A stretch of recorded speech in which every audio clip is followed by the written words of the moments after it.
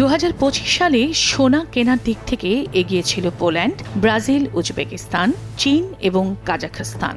এই 5 দেশ মিলে কিনেছে 200 টনেরও বেশি স্বর্ণ। 2024 সালে স্বর্ণ কেনার তালিকায় শীর্ষ দেশগুলো ছিল চীন, তুরস্ক, ভারত, ইরাক এবং আজারবাইজান। অর্থনীতিবিদরা বলছেন, আন্তর্জাতিকভাবে ডলারের দুর্বল হয়ে পড়া, যুক্তরাষ্ট্রের সুদের হার কমে যাওয়া, অর্থনীতি এবং বৈশ্বিক অস্থিতিশীলতা এই কারণগুলোই বিনিয়োগকারী ও দেশগুলোকে স্বর্ণের দিকে নিরাপদ সম্পদ হিসেবে তাকাতে বাধ্য করছে।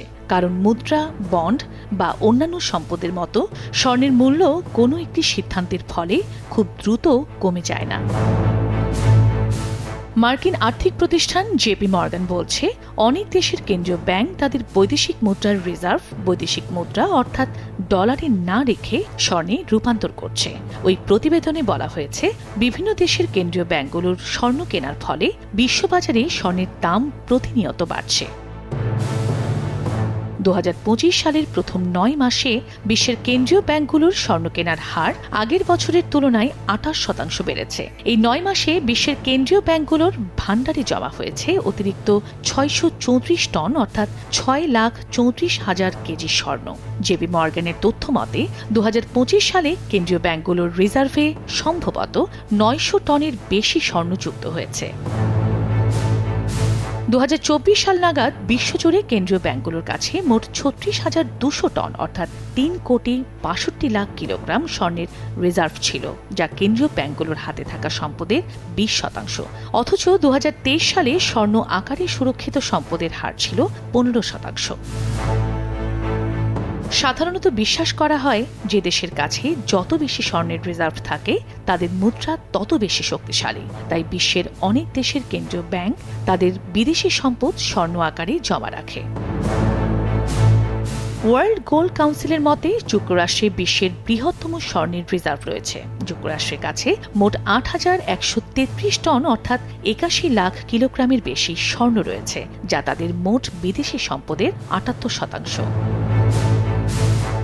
IMF এর তথ্য অনুযায়ী বিশ্বের ধনী দেশগুলোর মধ্যে জার্মানির ভাণ্ডারে রয়েছে প্রায় 3,350 টন, ফ্রান্সের 2,500 টন, ইতালির 2,450 টন, রাশিয়ার 2,400 টন, চীনের 2,298 টন, সুইজারল্যান্ডের 1,040 টন, ভারতের 880 টন, নেদারল্যান্ডসের 620 টন এবং তুরস্কের 550 টন স্বর্ণ। যুক্তরাষ্ট্র, জার্মানি, ফ্রান্স এবং ইতালির কেন্দ্রীয় ব্যাংকগুলোর বৈদেশিক মুদ্রার রিজার্ভের 70%-এরও বেশি স্বর্ণ দিয়ে গঠিত।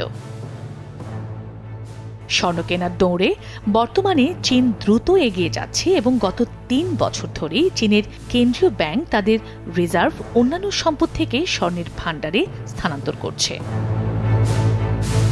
ওয়ার্ল্ড গোল্ড কাউন্সিলের মতে, চীনের কেন্দ্রীয় ব্যাংকের 2,298 টন অর্থাৎ প্রায় 23 লাখ কিলোগ্রাম স্বর্ণের রিজার্ভ রয়েছে, যা তাদের মোট বিদেশি সম্পদের মাত্র 6%। ওয়ার্ল্ড গোল্ড কাউন্সিলের তথ্য অনুযায়ী 2024 সালের শেষে চীনের 2,279 টন স্বর্ণের রিজার্ভ ছিল। বাংলাদেশের প্রতিবেশী ভারতের কেন্দ্রীয় ব্যাংকের কাছে 880 টন অর্থাৎ 8,80,000 কিলোগ্রাম স্বর্ণের রিজার্ভ রয়েছে। ওয়ার্ল্ড গোল্ড কাউন্সিলের মতে, ভারতের কাছে $9,300 কোটি মূল্যের স্বর্ণ রয়েছে এবং এটি ভারতের বৈদেশিক মুদ্রার রিজার্ভের 13%। পাকিস্তানের কেন্দ্রীয় ব্যাংক বিভিন্ন দেশের মুদ্রার পাশাপাশি বৈদেশিক মুদ্রার সম্পদে স্বর্ণও রাখে। স্টেট ব্যাংক অব পাকিস্তানের মতে, পাকিস্তানের কাছে $700 কোটি মূল্যের 6.4 টন অর্থাৎ 6,400 কিলোগ্রাম স্বর্ণ রয়েছে।